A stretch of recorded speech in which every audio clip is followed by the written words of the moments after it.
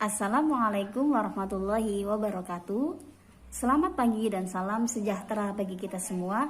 Semoga kalian dalam keadaan baik dan tentunya tetap semangat dalam menuntut ilmu. Pada kesempatan kali ini kita akan belajar mengenai menyimak untuk memahami tekanan, intonasi, dan jeda atau perhentian yang lazim atau baku dan yang tidak.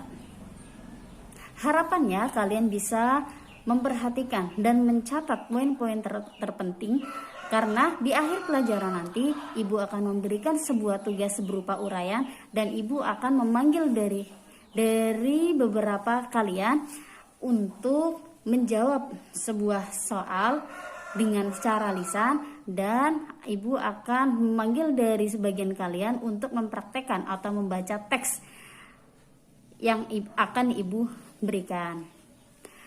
Agar kita mendapatkan keberkahan, yaitu ilmu yang bermanfaat, marilah kita awali pelajaran kita dengan membaca doa menurut agama dan kepercayaan masing-masing. Berdoa dipersilahkan. Selesai. Baik, kita mulai ya. Bahasa terinvestasi dalam bentuk kalimat. Kalimat terdiri dari unsur segmental dan unsur suprasegmental. Unsur segmental terdiri dari rentetan bunyi yang dilambangkan dengan huruf dan diucapkan dengan lafal. Unsur suprasegmental adalah intonasi. Intonasi memiliki unsur yang terpenting, yaitu tekanan, nada, durasi, dan jeda atau perhentian. Sebelum kita membahas apa itu tekanan, jeda, durasi, nada, dan lain sebagainya, kita pahami dulu apa itu arti menyimak. Menyimak merupakan kegiatan meresepsi, mengolah, serta menginterpretasi suatu permasalahan dengan melibatkan panca indera seseorang. Menyimak berhubungan dan bermanfaat dengan menyimak dan berbicara, menyimak dan membaca, berbicara dan membaca, serta ekspresi lisan dan ekspresi tulis. Lalu apa itu pengertian tekanan, pengertian nada, durasi, dan jeda atau perhentian? Tekanan adalah keras lembutnya bagian ujaran tertentu.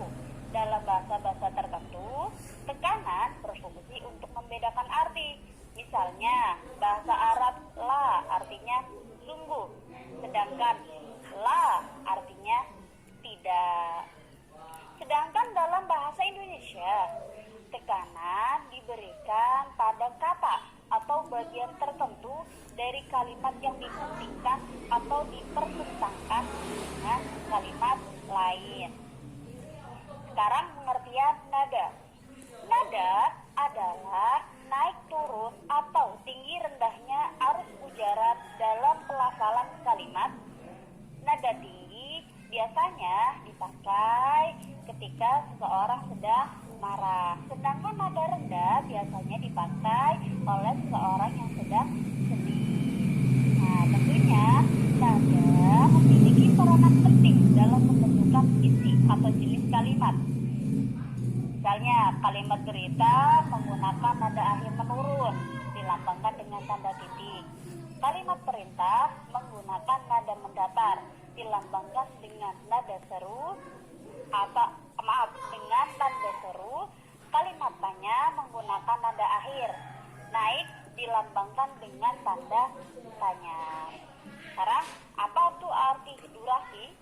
Durasi adalah panjang pendeknya waktu yang diperlukan untuk mengucapkan segmen bahasa. Sekarang apa artinya jeda tuh? Jeda atau perhentian ya. Jeda merupakan kesenyapan antar bagian ujaran yang mengisyaratkan batas-batas satuan ujaran.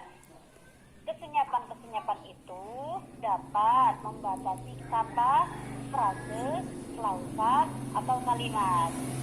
Dalam bahasa tulis, kesenyapan ditandai dengan titik dua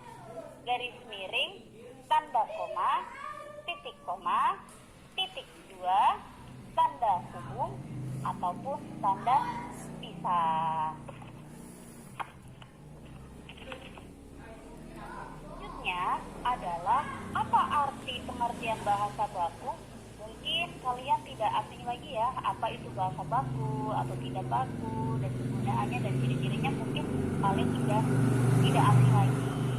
Nah, untuk pengetahuan kalian lagi, biar kalian ingat lagi, Ibu ulangi lagi.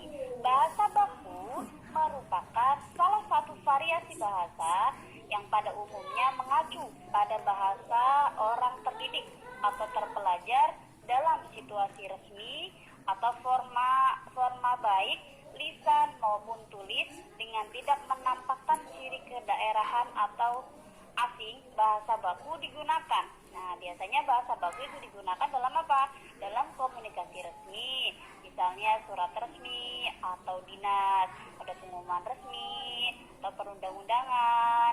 Nah, bahasa baku juga digunakan dalam wacana teknis, misalnya laporan penelitian, makalah, buku keilmuan, dan lain sebagainya. Selanjutnya, pembicaraan di lembaga, di sekolah misalnya, kuliah, rapat, konferensi, dan lain sebagainya, atau pidato kenegaraan ya, biasanya menggunakan bahasa baku. Nah, selanjutnya pembicaraan dengan orang yang dihormati, dengan atasan misalnya, pejabat, guru atau dosen, dengan orang yang baru dikenal. Nah, tentunya bahasa baku di sini juga memiliki ciri-ciri ya. Nah, di sini ciri-cirinya satu, menggunakan lafal, tekanan, intonasi yang sesuai dengan sistem bunyi bahasa Indonesia. Ya, kemudian menggunakan penempatan jeda yang sesuai dengan satuan makna atau sintaksis. Dalam bahasa tulis harus sesuai dengan pedoman pembentukan istilah.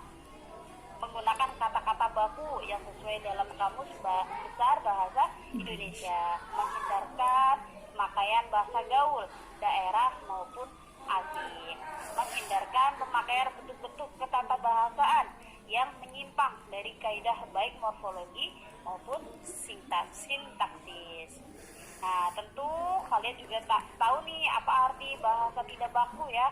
Nah, bahasa tidak baku itu adalah bahasa yang digunakan dalam kehidupan sehari-hari atau bisa disebut dengan santai ya, ketika kita sedang santai atau tidak resmi ya, biasanya juga digunakan pada keluarga, teman, atau sedang di pasar atau sedang di mana ya, intinya untuk kehidupan santai atau tidak resmi atau dipakai biasanya untuk sehari-hari. Nah, tentu fungsinya juga untuk mengakrabkan diri dan menciptakan kenyamanan serta kelancaran saat berkomunikasi berbahasa. Biasanya itu intonasi dan sebagainya mungkin kalian akan lebih paham ya. Kalian tahu pasti gimana kehidupan saya ketika kalian sedang ngobrol-ngobrol sama teman-teman. Nah, itu biasanya kalian tuh bisa mengerti ya, kalian yang biasa diucapkan sehari-hari. Nah, biasanya bahasa non-baku juga memiliki ciri khas, yaitu terkesan berbeda dengan bahasa baku, tetapi memiliki arti yang sama, dapat terpengaruh oleh perkembangan zaman, dapat terpengaruh oleh bahasa asing, dan digunakan pada situasi santai atau tidak resmi. Ya, itu materi yang dapat Ibu sampaikan. Semoga kalian bisa memahami apa isi materi dari Ibu, apa yang Ibu sampaikan. Semoga kalian bisa memahami, bisa mencatat poin-poin terpentingnya. Ya, perhatikan materinya. Nanti setelah ini Ibu akan memberikan tugas berupa tugas uraian.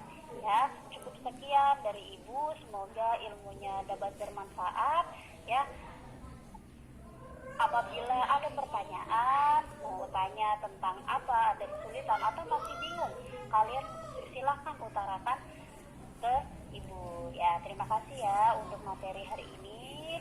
Cukup sekian dari Ibu. Wassalamualaikum warahmatullahi wabarakatuh.